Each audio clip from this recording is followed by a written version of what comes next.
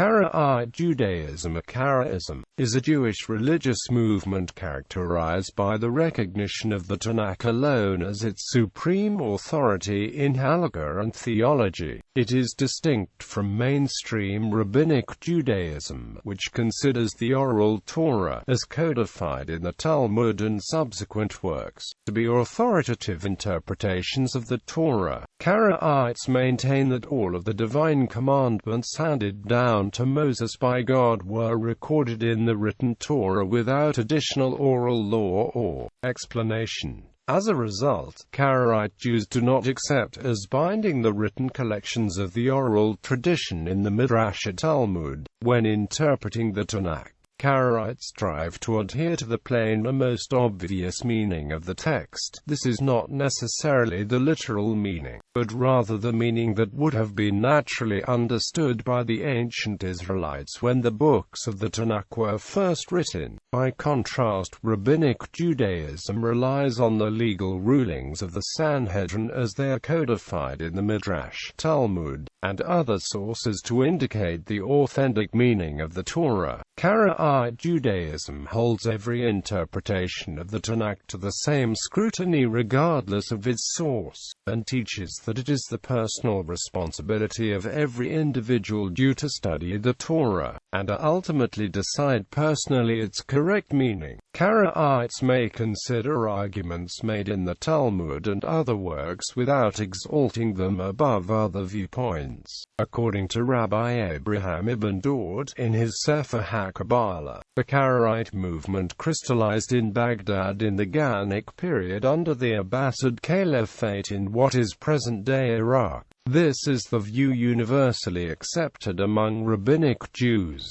but some Arab scholars claim that Karaites were already living in Egypt in the first half of the 7th century, based on a legal document that the Karaite community in Egypt had in its possession until the end of the 19th century, in which the first Islamic governor ordered the leaders of the Rabbinite community against interfering with Karaite practices of the way they celebrate the holidays. It was said to have been stamped by the palm of Amr ibn al as the first Islamic governor of Egypt, and was reportedly dated 20 Historians have argued over whether Karaism has a direct connection to anti-rabbinic sects and views, such as those of the Sadducees, dating back to the end of the Second Temple period, or whether Karaism represents a novel emergence of similar views. Karaites have always maintained that, while there are some similarities to the Sadducees,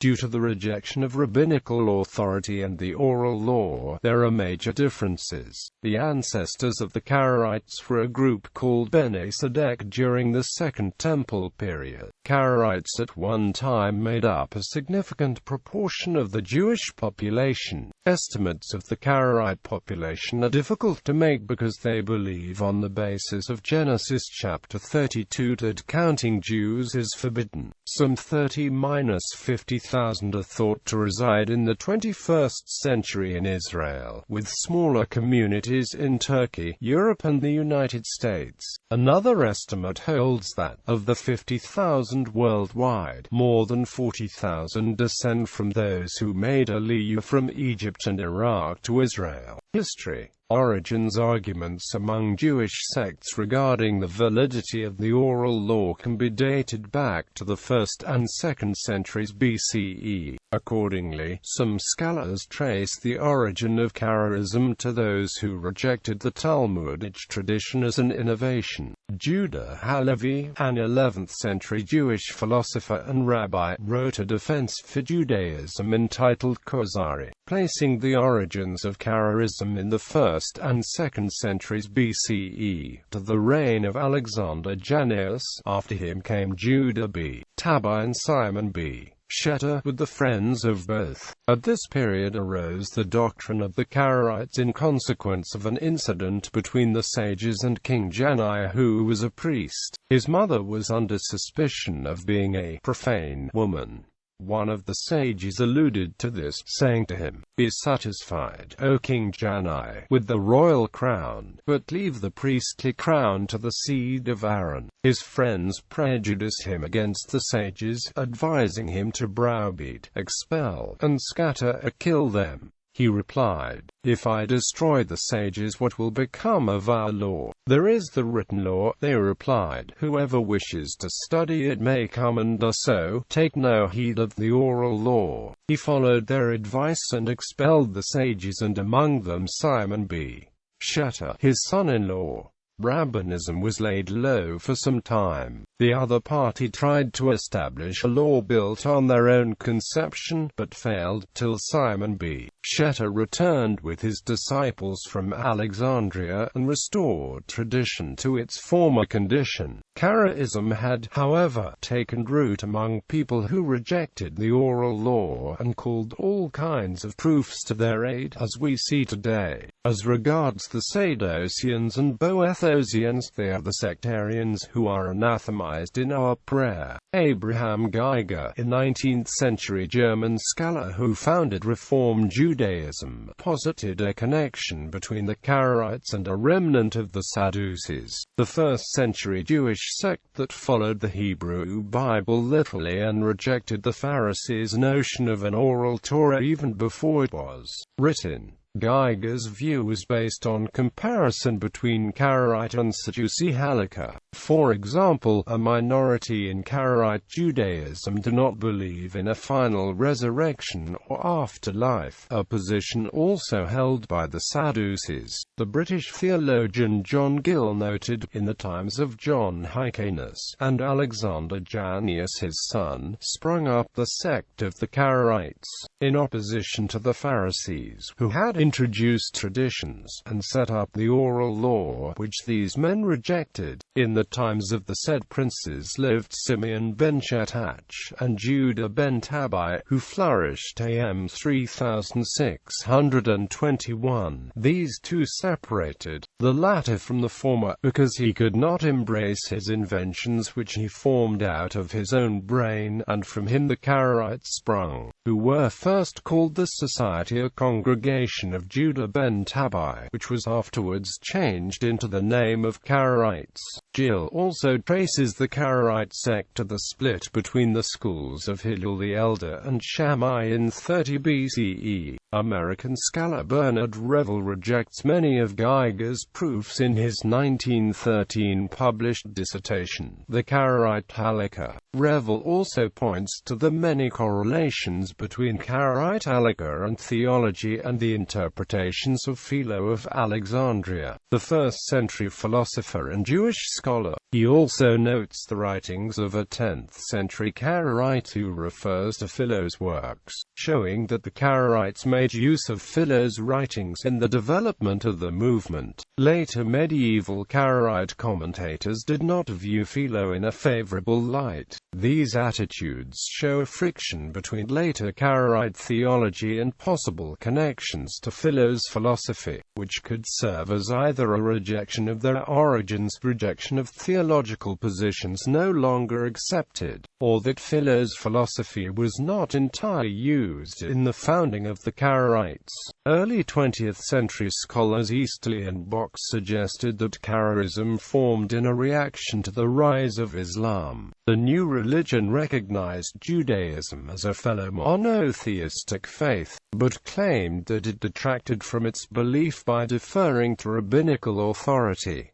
9th century, Anan ben David is widely considered to be a major founder of the Karaite movement. His followers were called Ananites. They did not believe the rabbinical oral law was divinely inspired. According to a 12th century rabbinist account, in approximately 760, Shlomo ben Isdai II, the Jewish exilic in Babylon, died, and two brothers among his nearest kin, Anan ben David and Ananiah, were next in order of succession. Eventually Ananiah was elected by the rabbis of the Babylonian Jewish colleges and by the notables of the chief Jewish congregations, and the choice was confirmed by the Caliph of Baghdad. A schism may have occurred, with Anan ben David being proclaimed exilic by his followers. However, not all scholars agree that this event occurred. Leon Nimoy notes Natranai, scarcely 90 years after Anan's secession, tells us nothing about his aristocratic descent or about the contest for the office of exilic, which allegedly served as the immediate cause of his apostasy. Quote, he later notes that Natranai, a devout Rabbinic Jew, lived where Anan's activities took place, and that the Karaite sage Yaakov al-Kirgisani never mentioned Anan's purported lineage or candidacy for exilic. Anan's allowing his followers to proclaim him as exilic was considered treason by the Muslim government. He was sentenced to death, but his life was saved by his fellow prisoner Abu Hanifa, the founder of the Madhhab, a school of jurisprudence known as the Hanafi. Ultimately, he and his followers were permitted to migrate to Palestine. They erected a synagogue in Jerusalem that continued to be maintained until the time of the Crusades. For this center, the sect diffused thinly over Syria, spread into Egypt, and ultimately reached Europe. Ben David challenged the rabbinist establishment. Some scholars believe that his followers may have absorbed Jewish Babylonian sects such as the Isunians, Yadgonites, and the remnants of the pre-Talmudic Sadducees and Boethusians. Later, sects such as the Ukbarites emerged separately from the Ananites. However, the Isunians, Yadgonites, Ukbarites, and Mishawites all held views that did not accord with those of either the Ananites or the Karaites. Abu Isa al-Isfahani, who was an illiterate tailor, claimed to be a prophet, prohibited divorce, claimed that all months should have 30 days, believed in Jesus and Muhammad as prophets, and told his followers that they must study the New Testament and the Quran. Yadgan was a follower of Isa al-Isfahani and claimed to be a prophet and the Messiah, saying that the observance of Shabbat and holy days was no longer obligatory. Ismail al-Ukbari believed he was the prophet Elijah and hated Anan. Mishway al-Ukbari, who was a disciple of Ismail al-Ukbari and the founder of the Mishawites, taught his followers to use a purely solar calendar of 364 days and 30-day months, insisting that all the holy days and fast days should always occur on fixed days in the week, rather than on fixed days of the months. He further said that Shabbat should be kept from sunrise on Saturday to sunrise on Sunday. Most Ananites and Karaites rejected such beliefs. Anan developed his movement's Kortanats. His Sefer HaMaswat was published about 770.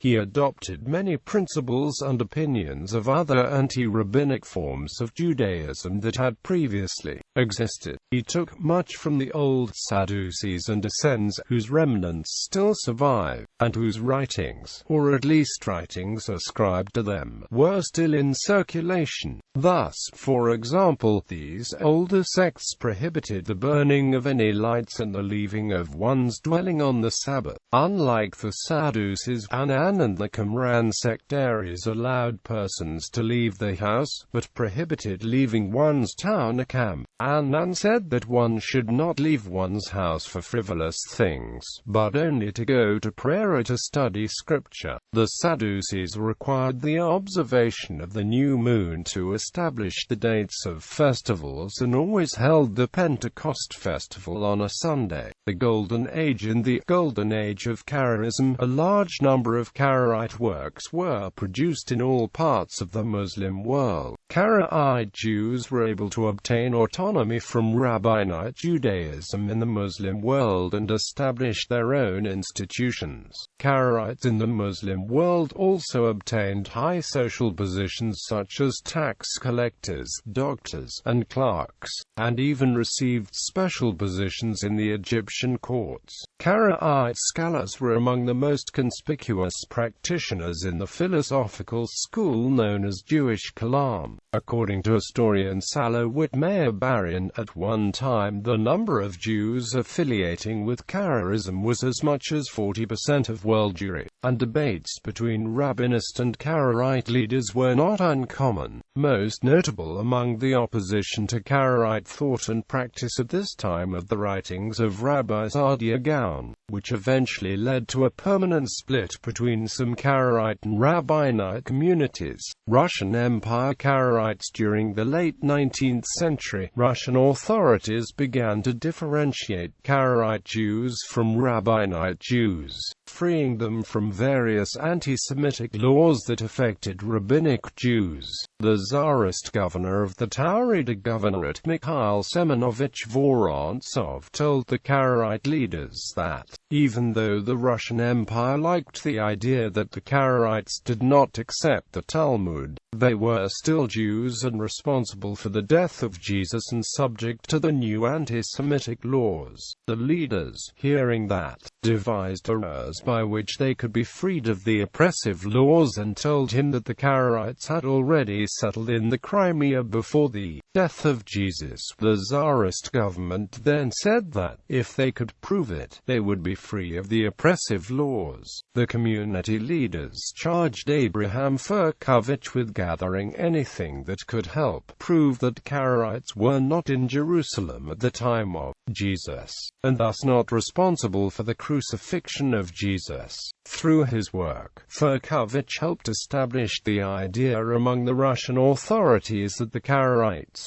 as descendants of the exiled northern kingdom of Israel, had already gone into exile centuries before the death of Jesus and thus had no responsibility for it. Furkovich referenced tombstones in Crimea and gathered thousands of Karaite, Rabbinite, and Samaritan manuscripts, including one Rabbinite document from Transcaucasia that claims that the Jews were descendants of the exiles from the northern kingdom of Israel. These actions convinced the Tsar that Karaite ancestors could not have killed Jesus and that thus the descendants were free of familial guilt, which was an underlying reason, a pretext given at the time for anti-Semitic laws. All this served for external consumption. Within the community, Achamim still taught that the Karaites were and have always been a part of the Jewish people. Prayer was in Hebrew. The lineage of Cohens, Levites, and families of Davidic descent were meticulously preserved, and books printed in Hebrew adamantly identified the Karaites as Jews. In 1897, the Russian census counted 12,894 Karaims in the Russian Empire. By the early 20th century, most European Karaites were no longer very knowledgeable about the religion, and Sarai Shapshal, a Karaite soldier of fortune who had been the tutor of the last Qajar Shah of Persia, Muhammad Ali Shah Qajar, and a Russian spy, managed about 1911 to get himself elected chief Hakam of the Karaites in the Russian Empire. Influenced by the pan-Turkish movement in Turkey, Sapsizal made his position into that of an emperor-priest. He changed the title Hakam to a Khan, forbade the use of Hebrew, and in the 1930s introduced pagan elements. He recognized both Jesus and Muhammad as prophets. After the Bolshevik Revolution of 1917, atheism became official state policy in Soviet territories, and Karaite religious schools and places of worship were the very first religious institutions closed by the Soviet government. The authorities allowed only the teaching of Shapshalian doctrines about the Karaites, and the official stance according to Soviet law erroneously regarded the Karaim as Turkish descendants of the Khazars and not as Jews. Not all European Karaites accepted the Shapshalian doctrines. Some Hachamim and a small part of the general Karaite population still preserved the Jewish heritage, but most dared not oppose Shapshal openly due to his official standing with regard to the Soviet Union.